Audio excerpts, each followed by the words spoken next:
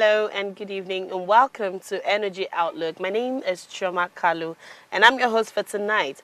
And you see, right about now, we're going to be exploring a conversation, that goes beyond comfort, a conversation that defines how nations grow, how nations work and thrive. Now, our focus is the economic ripple of reliable cooling. Now, the reliable cooling is more than, a convenience. It's a quiet engine driving modern economics, from food preservation and healthcare to manufacturing and clean energy storage. Efficient cooling systems influence, nearly every sector of society. And also in regions like Africa, where rising temperatures and unstable power supply challenges productivity and public health, reliable cooling becomes not just a comfort, but an economic necessity. Now it ensures that vaccines remain viable, businesses operate efficiently, and households, sustain healthier living conditions. And on this episode of Energy Outlook, we would explore how the availability and reliability of cooling technologies creates ripple effects that boost productivity, reduce waste, and unlock new economic opportunities, shaping a more sustainable and resilient future. Now, before we proceed further, we'll take a quick break, and when we return, we'll catch up on the latest headlines and key developments shaping Africa's energy sector. Please stay with us.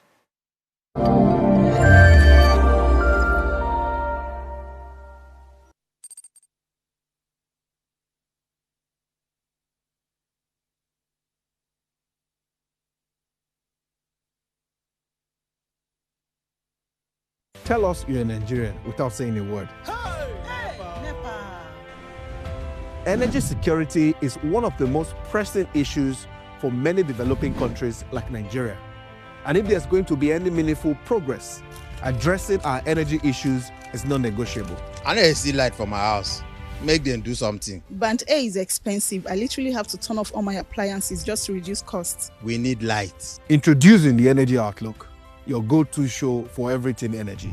Every week, we'll bring you the latest insights, innovation, and in-depth analysis of Nigeria's energy sector. From policy discussions to regulatory insights, we will analyze the key decisions influencing growth and sustainability in the energy sector. We'll bring you the human stories behind the headlines, giving you a personal perspective on the broader energy challenges. Join me every Friday at 6 p.m. for the Energy Outlook, your guide to the future of energy, where energy means business.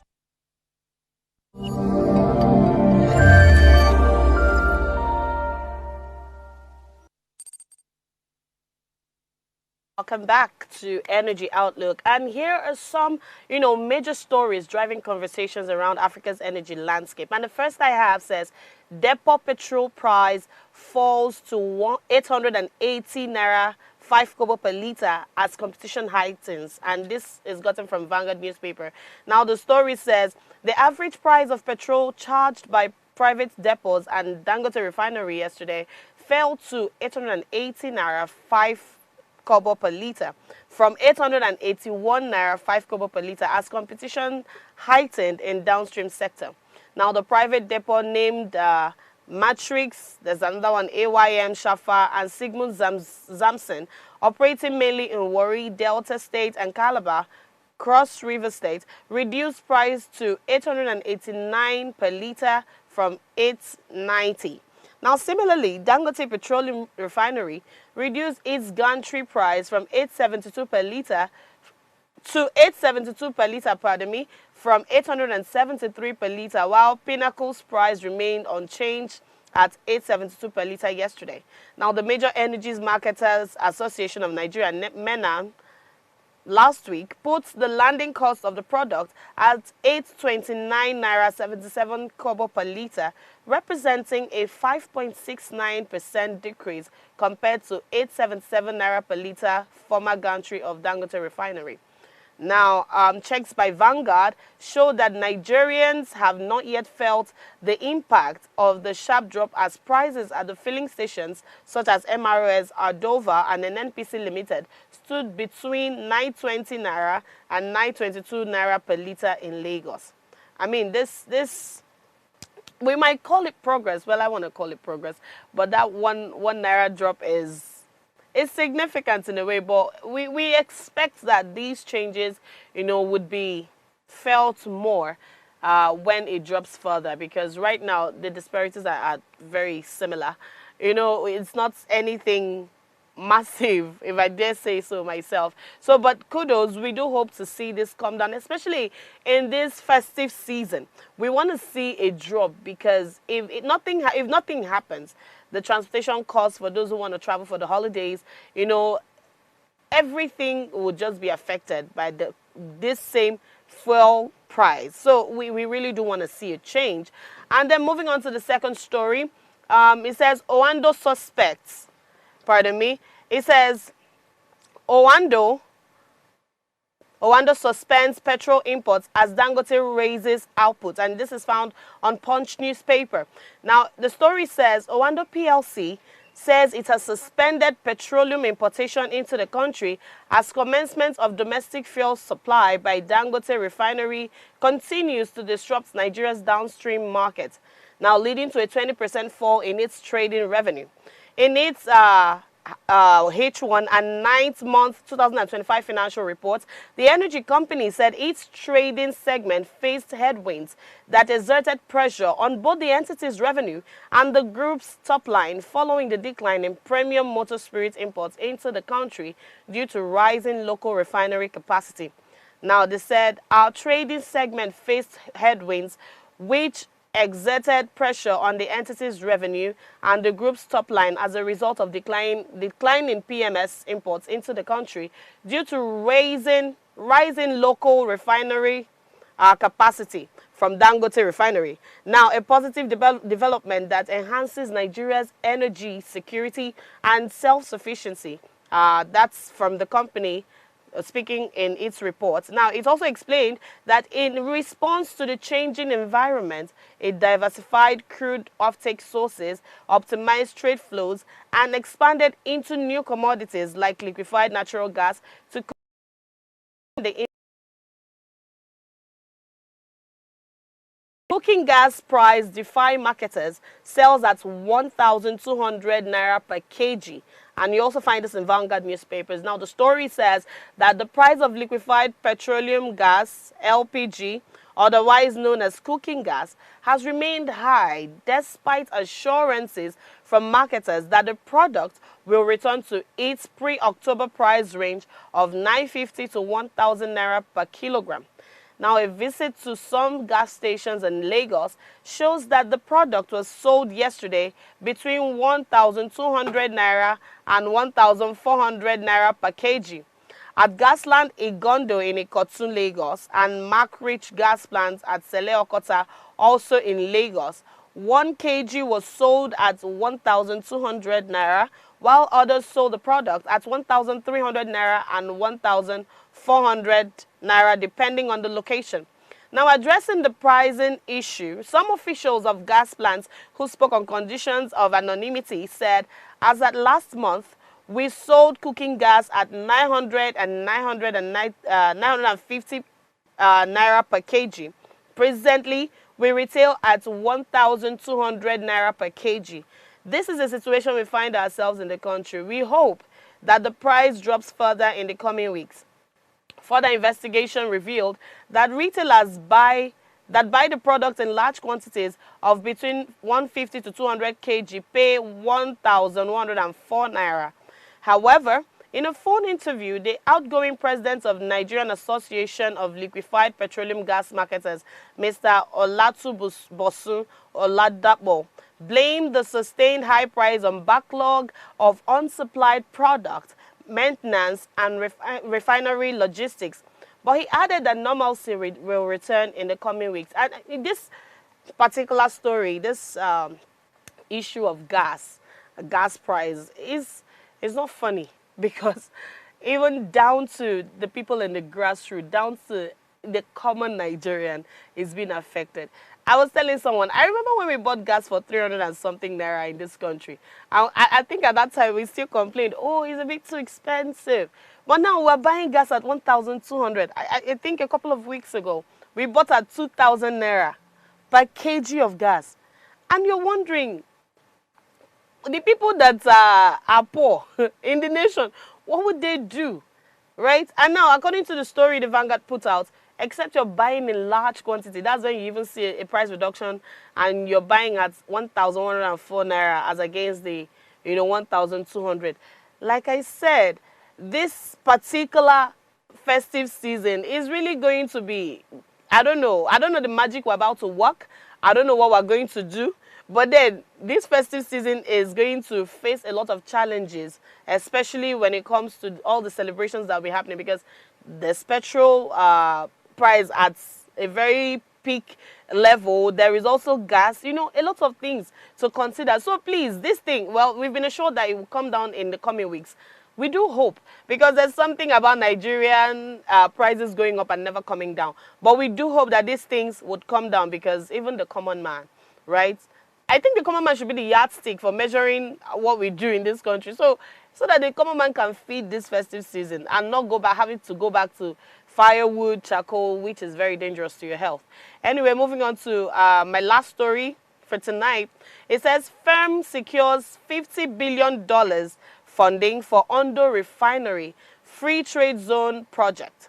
And you can see this in Punch newspaper. Now, the story says Backbone Infrastructure Limited has secured funding commitments exceeding $50 billion for the development of a 500,000 barrel per day refinery and the Sunshine Free Trade Zone in a larger local government area of Ondo State. Now, according to a statement issued by the company on Monday, the investment follows the signing of an MOU between the BINL and Ondo State government through the Ondo State Investment Promotion Agency in July. Now, the company said the project is expected to transform the state into a key refining and export hub in the Niger Delta corridor. The statement says, following the successful execution of the MOU between Backbone Infrastructure Limited and the Ondo State government through the Ondo State Investment Promotion Agency for the construction of a 500,000 barrel per day refinery and the development of a 1,471 hectare Sunshine Free Trade Zone in a larger area of Ondo State in July, Backbone has secured project funding exceeding $50 billion for both projects through a joint venture agreement with its partner Nefex Holdings Limited, Canada. Now, the statement added that a team from BINL, led by its chairman and former Senate President, Senator Ken Namani, is scheduled to visit Akure on Monday for meetings with state government officials and a courtesy visit to Governor Lucky Ayedatiwa. This is a great step in the right direction, and we always say we welcome, all of these investments, because it kind of helps your states grow. And we really do hope that this will not be an avenue to siphon money. We do hope that the money and everything is being put to good use, and we're not going to see anybody, stealing public funds for personal gains. All right, that's all we have. That's all we can take on the stories making headlines in the energy landscape in Africa. But then we'll go on a short break, and when we come back, we will be talking to our guest Ayoola Dominic, Chief Executive Officer of Coolbox. Please stay with us.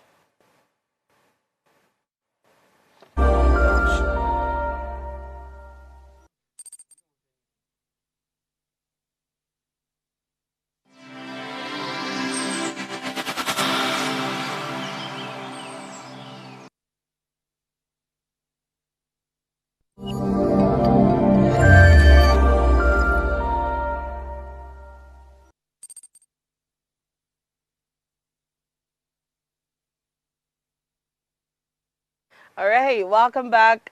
This is Energy Outlook. And tonight we're turning the spotlights on the conversation redefining Nigeria's energy landscape.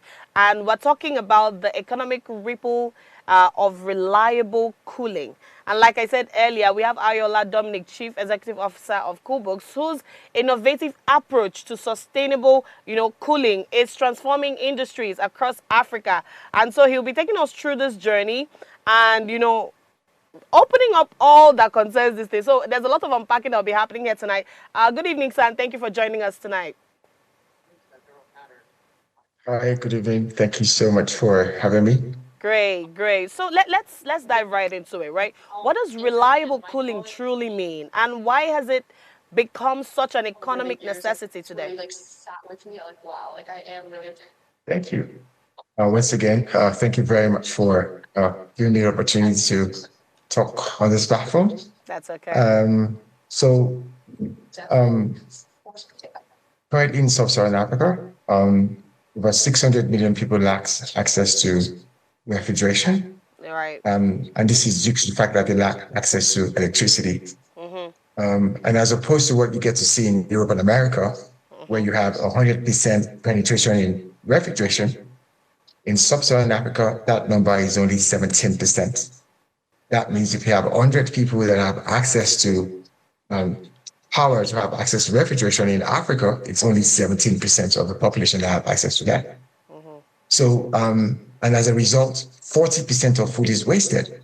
Right. Not because these women are lazy, not because they don't want to go to work, but just because there's no power. And that's the problem CoolWorks is trying to solve. So typically, that woman that fends for her family, that's in a Jora fish market, that's in a bar, that sell drinks, those are the kind of people we cater to because of the amount of food that's wasted every year, which amounts to billions of dollars in sub-Saharan Africa. Yeah. Right. Okay. Well, this is good. And I like that you mentioned the very local parts of Nigeria, where this is a problem. So in what ways does reliable cooling impact productivity? I need a comprehensive expansion on that. And, performance across industries. Good. So generally, I would start from a typical market woman who uses refrigeration for income generation. Mm-hmm. Typically, she fends for her family. In most cases, she would have to provide for the family, school fees, and at the same time employs 2 or 3 people. Right. And then this woman wakes up to find out that there's no power. It's going to happen for the next 3 to 4 days. And she deals with frozen food. Mm-hmm. On top of that, she's in a remote environment. She's in a remote area where there's no network. And getting access to fuel to power a generator is a problem. Mm-hmm. Getting access to even to power in itself is not practical. She doesn't even know when the power is going to be back or when it's going to be restored. And these are the kind of people we deal with. Eventually, she gets a generator, she gets fuel, and she burns it round the clock. Right. So what typically happens is, how much is she making from the beef that she's selling or the frozen food that she's selling for her to put on the generator and spend as much as 10 to 15,000 every day? So those are the kind of people we serve. And what we find out is that they create employment. The small businesses create massive employment. If she shuts down our store tomorrow, that's about 3 or 4 people that will go down with our direct employment. And beyond that, we're also looking at her family. Immediate school fees, obviously, would be a problem. And general well-being of the family is also at stake. Now, when you look at the numbers, you've been to most of these countries in which we are in. We're in Ivory Coast, we're in Nigeria, we're in Ghana, we're in Uganda. They all have the same problem across the country. Now, if you do the maths and look at how much we are actually pouring into the economy by providing sun and water to use for cooling, which is solar, right? That's what we practically do. And we give them on installments. So what we say is, as opposed to buying fuel, polluting the environment, why not just buy a freezer that is solar and you can own over 2 years? People pay as low as $1, as low as 1,500 every day to own a solar refrigerator. And they contribute towards owning, as opposed to buying fuel, lighting it on fire, because that's what it literally means, because you will never get to own the product. So when you save that kind of money, you can imagine the kind of employment you're creating for your entire community. So in terms of economic empowerment, I would say we've seen about 40 to 50% increase in economic activity of people that use our freezers. Okay, so I mean, from all you said, I think I deduced the fact that, food prices would see more stability, when this is embraced, right? And also we get to reduce waste in supply chains. But now let's move away from food, right? In healthcare, cooling is also essential. I mean, for vaccine preservation, drug safety. But how prepared are Nigerian hospitals and clinics to, meet these cooling needs sustainably? That's, it kind of bothers me. Yes, healthcare is a very, very big problem. Today, I think the three out of every 10 children die due to lack of vaccination, due to spoilage. So there's definitely a need to focus on that. Today, unfortunately, most pharmacies still struggle, particularly in the rural areas, with power. But obviously, what this literally means is thermolabile medications like insulin for diabetic patients, anti-rabies, anti-venom. These are products that typically need to be stored within a temperature range. Yeah. I'm not even talking about the vaccination now. So if that is not taken care of, we can imagine the number of incidents that we have of snake bites that we do have in these regions, and how many we must have probably lost or we lose it on a daily basis to this. So I would say it's critical, and it's something that we should all look into. But of course, we are on that journey. We have a few customers, and I'm very sure that it's something that over time, but it will be solved. But it's a critical situation, and I think it needs to be addressed. Yeah. All right. So, but what policies now or incentives would you say are most crucial, most critical to expanding access to reliable cooling nationwide? Yeah, I think the first of all would be we've always been advocating for this, subsidies on solar, solar products, because obviously when you're cooling from the sun, it's more like reverse engineering, where you tap into the energy that is free, that is natural, and it's quite sustainable and it's cheap as well. So I think to a large extent we will need a lot of subsidies, particularly for the type of people we serve. These are small businesses that require refrigeration for income generation or cooling for income generation. We're talking about restaurants, we're talking about mom and pop stores, we're talking about pharmacies, healthcare centers. If there can be a subsidy for reduction of prices to these type of folks, particularly when it's solar powered, I think that could be a very good one. And that would be the major one, actually, from my perspective. I mean, just before we go on a quick break, I just want to ask this, right? Because whatever we do, we have to align with the climate adaptation, right? So how can cooling innovation align with Nigeria's climate adaptation plans and its net zero ambitions by 2060? How do we do that? Cooling in general. Please, can you take the question again, sir? Oh, I said concerning Nigeria's climate adaptation plans, right? How can cooling innovation, our innovation, right? How can it align with the plans for this adaptation that we have, and also these ambitions we have set for ourselves to meet by 2060? How does cooling come in, and how does it align with it? Yeah, I think primarily, I would say education. I'm not even sure a lot of people know about this adaptation planning in itself. All right. So how do we go about the to... education part? Because yes, like you said, a lot of people are not sensitized to knowing. Yeah. So I think companies like ours, maybe a lot of efforts should be done in reaching out, maybe workshops, training programs, for us to even know what that is. I'm sorry to say, but myself, I'm not sure I have a full grasp of the program in itself. Okay. But I'm very sure quite a number of companies in Nigeria don't have the same. They probably have the same challenge as well. So I think that's the first step. Okay. Then we would be able to see how companies like ours can play a little part in that climate adaptation towards climate adaptation for 2026 or 2027. All right. Let's go on a quick break, and when we come back, we'll continue the conversation. Please stay with us.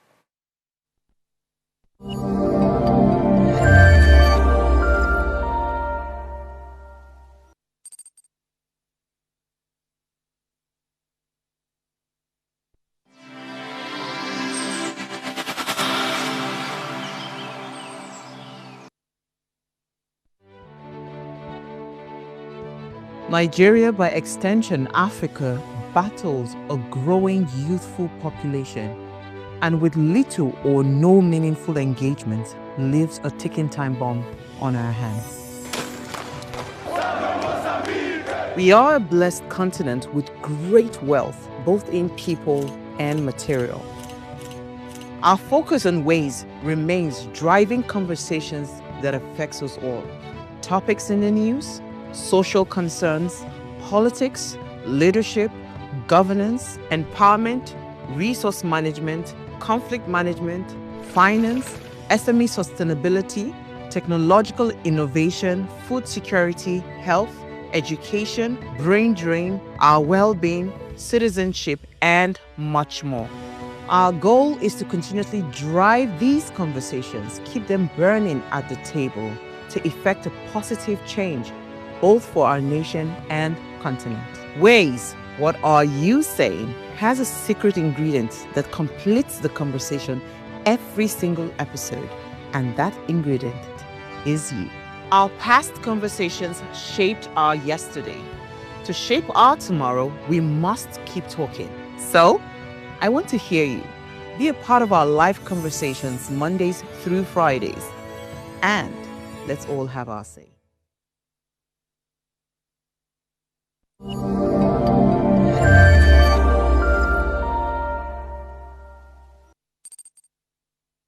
All right, you're welcome back. We're still talking about cooling and the ripple effect it has on the economy. And I have Mr. Ayoola, Dominic talking to me. Mr. Ayoola, are you still there? Yes, you Yes, I are. am. All right. So I wanted to ask you, because you spoke about education, right? Letting people know this. I want to find out, how is your company, Coolbox, what are you doing in sensitizing the people, especially those in the rural area that we think actually needs this more, right? Tell me, walk me through the process, please. Oh yeah, today I think we're doing our fair share by first of all helping these market women, particularly to get a better life. What do I mean by that? If we're dealing with solar refrigerators, there's no, we are obliged to talk about solar. And this obviously helps one thing. Of course, you want to use solar in the shops, but this obviously translates to using solar at home. Okay. Which means they understand now, we've been able to prove that solar actually works.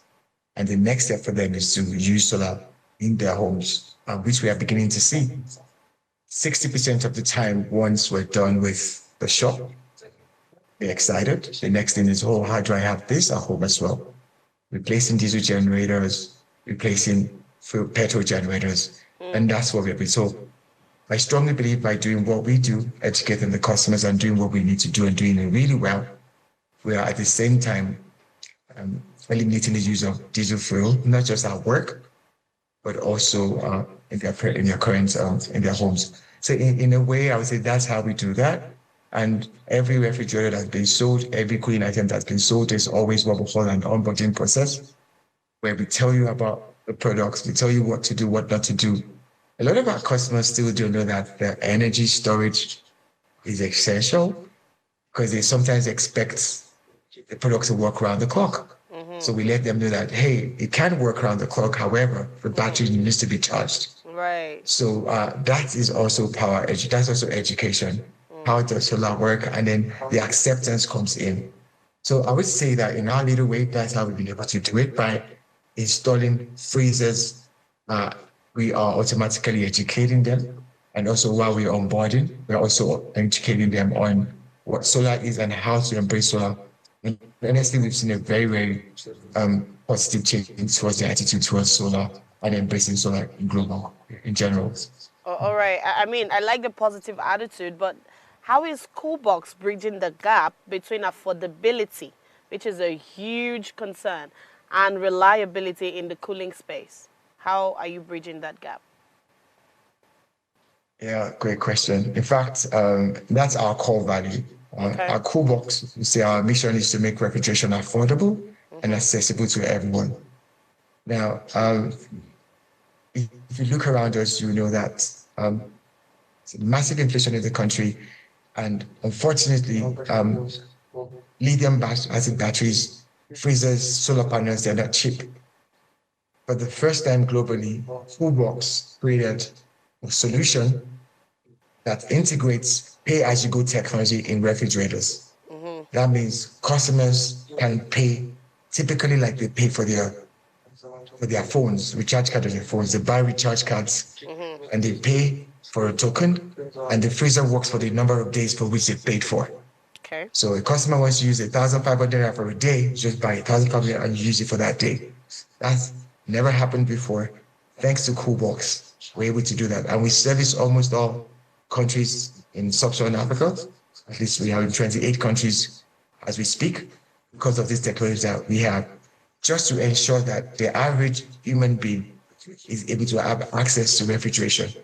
So how is Coolbox solving that? It's by ensuring that we have our pay-go integrated in freezers, where people can actually buy recharge cards and charge their freezers and use it for the period of days for which they paid for. And we've seen that as a huge opportunity to be able to reach people that don't have refrigeration, don't have cooling. Yeah. Do you have some sort of collaboration? I want to talk about partnership, right?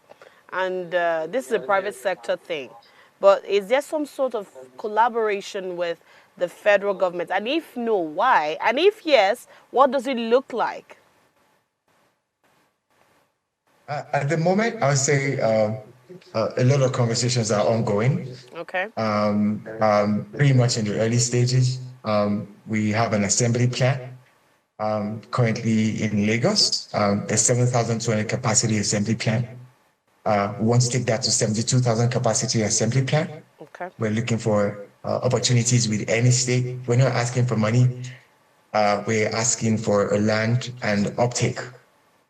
We're happy to come in with our gadgets, come with our expertise, create jobs, as long as we are guaranteed of uptake and we are guaranteed of a place where we could set up. And that's what we're asking for. Those kind of collaborations is in discussion, but we are still hoping to have the best deals. Secondly, in terms of collaboration with the government, we've done a lot of work with REA, REA, which is an arm of the government responsible for renewable energy. Yeah. And we're still hoping to do more. Yeah, we're still hoping to do more. Setting up the assembly plant, the first solar refrigerator assembly plant in sub-Saharan Africa, is what we're trying to work with them on as well. So I would say it's pretty much in the early stages. I wouldn't say we've had any concretely, but these are things that we look forward to. And if there's any opportunity with our viewers, we are happy to engage after this call to see how we can make Coolbox a reality on the ground with the government. Oh, right. So if we invest in reliable cooling today, I mean, Coolbox, for example, what kind of transformation do you see this bringing to Nigeria, say in the next decade? What do you think we should be looking out for? Yeah, in terms of, I'll start with job creation. If you look around us, we serve small businesses that require refrigeration for income generation. That's about a $9 billion market in Nigeria. Growing at a 7% rate year on year. This is the market we serve. And we can imagine the amount of employment that is provided by this community. Now, the challenge we have is if fuel costs continue to rise, if power issues continue, the chances that these companies will survive is really low. Yeah, because I was going to call you to speak on your challenges now, because like you said, early stages. What are you encountering? Good. I mean, for us, pretty much, it's we are in reality the infrastructure, the challenges with the infrastructure that we have. Okay. You definitely would have to deliver units. You have to create everything from the beginning. You have to create your own logistic firm. You have to create your own power. You have to create. So, and this obviously increases the cost to end users at the end of the day. So I think that's one of the major challenges we're having. Secondly, obviously, cash sometimes could be a problem. Supply chain challenges, bottlenecks, and then you need to figure out how to get your products to the end user because of port charges, which at the end of the day also increases the cost of the end user. So I think funds is a huge problem. Supply chain, the massive problems we face. That's it in a nutshell. Yeah. Right. So, I mean, talking about funds, right? Of course, many African startups, we face the barriers in accessing financing, for all of this clean energy innovation. Now, what kind of financing ecosystem do you think you need, or maybe startups similar to yours, do you think you need actually to scale this cooling tech across the continent, especially, right here? Yeah, I'll say pretty much patient capital. Okay. I'll say investors that understand the terrain, investors that understand the type of people we're dealing with. It's a massive opportunity. A $9 billion market growing at a 7 to 10% year-on-year growth. And still, I mean, if you look around in Nigeria, you see that a lot still needs to be done in cooling. Right. So for us, we just need patient capital. We need someone that understands that we need to build the infrastructure. It's not just about the product market fit. There's something called the systems market fit, where we need to ensure that systems are aligned for our products to thrive. We need to build that from the scratch, and it takes time. Unlike in Europe, where you can just plug in and plug out, right? Here you have to build to ensure that you're able to survive, and it takes time before you even get product market fit. I see a lot of investors, particularly in sub-Saharan Africa, want returns almost immediately, which is not realistic, because when do you have to prove a concept? When do you iterate? When exactly do you even know if you have a product market fit and then start to scale? So we need investors that are quite patient. We need investors that understand the realities on ground. And I think for us, once we have those two, and also ours on our part as well as startups, I think we need to be very sincere as well.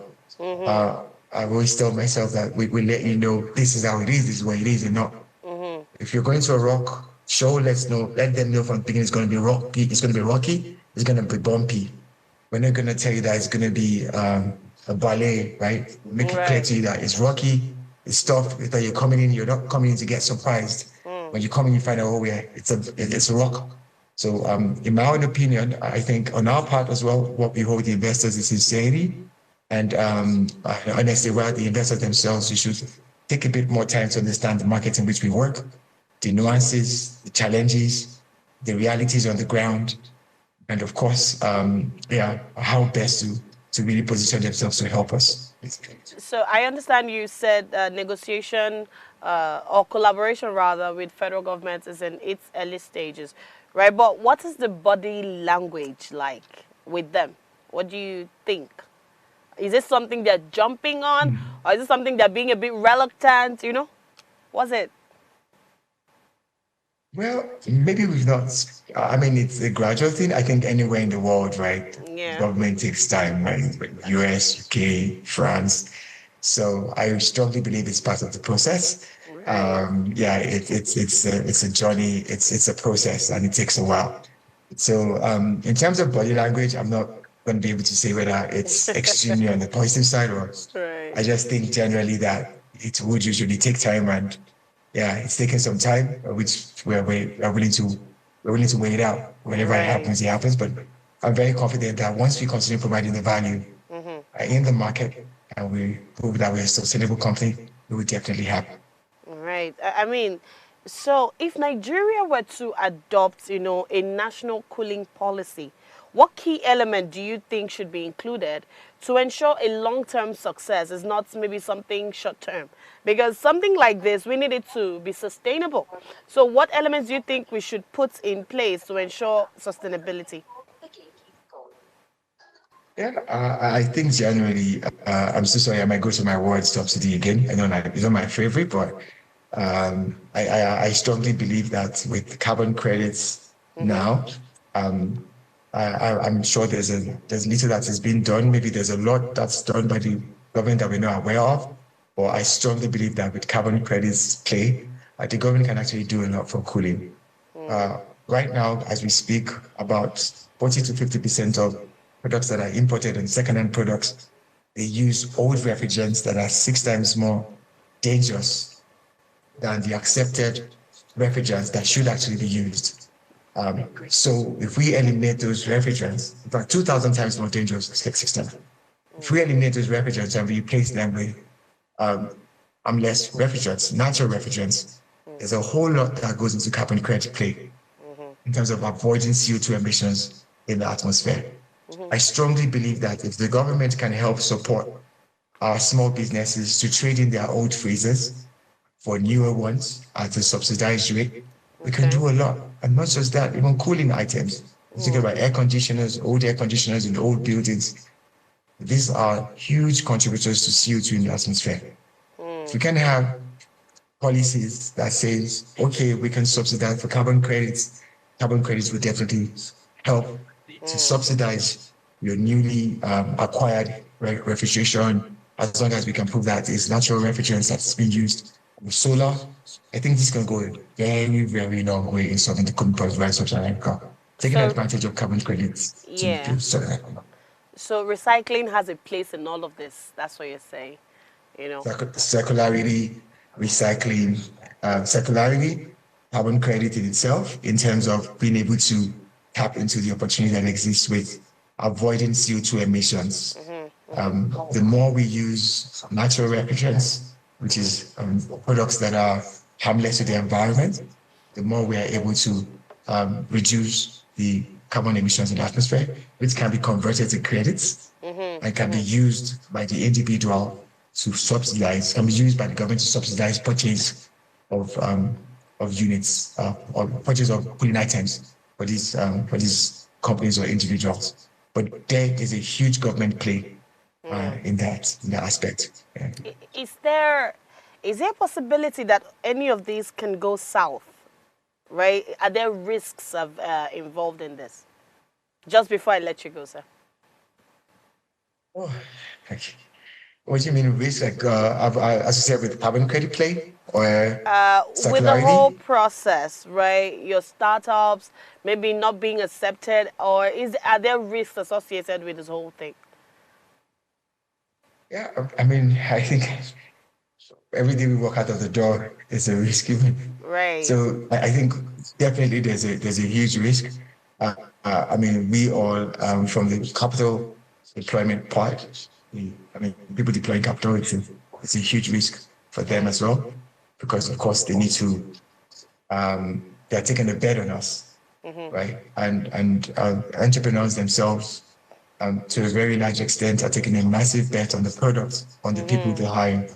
And of course, when you look at the cooling ecosystem as well, the risk has been taken by the market women as well, hoping that the products that are spending thousands of dollars or thousands of naira on does really work. And of course, we prevent their food from spoiling. So I would say there's a risk across board. Yeah, and I think it's existing in the value chain, the entire value chain. Somehow I feel like the food spoiling is a big reason for this innovation, right? Because I mean we've been going over the food and all, right? Well, I personally have a concern with the healthcare, because you need steady power, right, for refrigeration generally, for the vaccines and all. But then I know I'm supposed to let you go now, but what would be your call to the government and to Nigerians at large in embracing this innovation?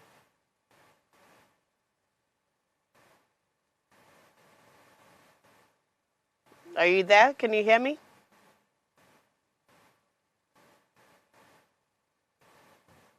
Hello? Yes, I can hear you. Can you hear me, sir? Yeah, I can.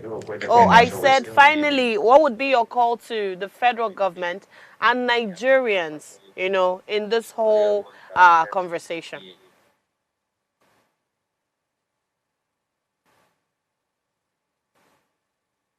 Because if we are looking at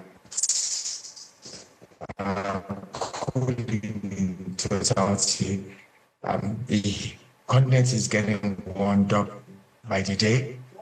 As well, and if things continue the way it is right now, you find out that in no time there'll be massive emissions of CO2 into the atmosphere. And that's what we want to avoid. So, that's protect our environment. I would like to advise that the government really steps in, see what they can do to help facilitate things like carbon credits, subsidies on appliances that has to do with cooling, cooling, sustainable cooling. This I strongly believe would help towards ensuring that the world becomes a better place. Right. All right. And lastly, for us, Nigerians, I would suggest that we try as much as possible to educate ourselves more on the nuances. What exactly are those things that we need to know about when it comes to solar cooling, when it comes to cooling in general, and try as much as possible to avoid appliances that are inefficient and are containing or that contains refrigerants that are extremely dangerous to the atmosphere. I think that's what I would say now. Something I missed out on. I'm so sorry. Something I missed out on asking. You said if Nigerians can, trade their old refrigerators or air conditioners, for newer ones. How do they do that? And where are they supposed to do that if they are going to do that? Is there like an arrangement, or you go to this place and drop it? That. Okay, go ahead.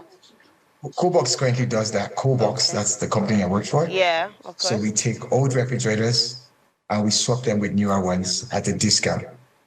So we had gotten a funding from the French government, it's about $1.5 million just for that purpose, where we're able to take old refrigerators and we swap them up for newer ones, eliminating one, CO2 emissions that will be due to those refrigerants. We have to make sure that we dispose them of in a proper way, or refurbish the units and then bring them back to market.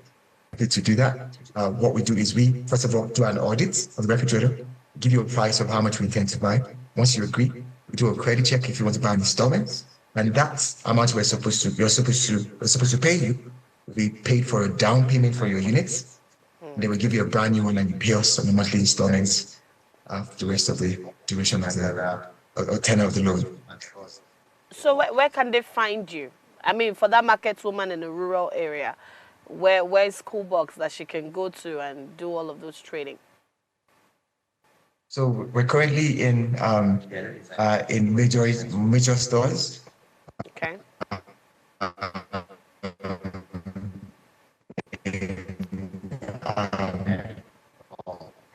In Lagos, Mr. Ayoola, please take that again. Your network was. Can you hear me? Can you hear me, sir? Okay. So we're literally, yes, can you hear me? Yeah. Yes. So please take that again. I'm so sorry for the network. That's okay. So I said we're currently in Lagos. Okay. Mostly retail stores in Lagos. We're in Oyo, we're in Kwara, we're in Ondo, we're in Delta, we're in Edo, we're in Kano and Abuja, and Rivers actually. So any of the states, you would be able to reach any of those stores. Once you go to any store, you ask for Coolbuy, you can let them know what you want. And also if you go on our website, you see our phone numbers, you see a form that you can fill. It's pretty straightforward. I want to swap it's called Scrap for New. You see the Scrap for New on the website. Just fill in the details of your form when you want to be contacted, and somebody will reach out to you. All right. Thank you so much. That's all we can take for tonight. But thank you for sharing this brilliant insights on this particular conversation. And I do hope you have a good evening and a great weekend. Thank you, Mr. Ayoola. All right, guys. Tonight's conversation, has illuminated one of our most defining, and transformative issues in the Nigerian's energy section, right? That's the ripple effect of reliable cooling. I mean, we need this. We really do need it because we can't rely on the instability of our power supply, right? We've cried for a very long time, and it's time for us to start embracing, innovative ideas that could help us. I mean, imagine your refrigerator being powered by solar. That's a great idea, and it's something you pay, you use as much as you can afford. Nobody is enforcing a particular price tag, that you must pay. So I think this is something brilliant that we can, embrace. And as we wrap up, we'll reflect on the words of Dr. Faith Biro, Executive Director of the International Energy Agency. And he says, access to sustainable cooling isn't a luxury. It's a necessity for health, productivity, and economic progress. And the dialogue doesn't end here. Join the conversation on all our social media platforms at Energy Outlook Show. And, share your perspectives using hashtag Energy Outlook Show. And for more entertaining, thought-provoking conversations that drive impact, you can subscribe to Official Upgrade TV on YouTube. My name is Chioma Kalu, and thank you for tuning in. Until next time, have a wonderful weekend. Bye-bye.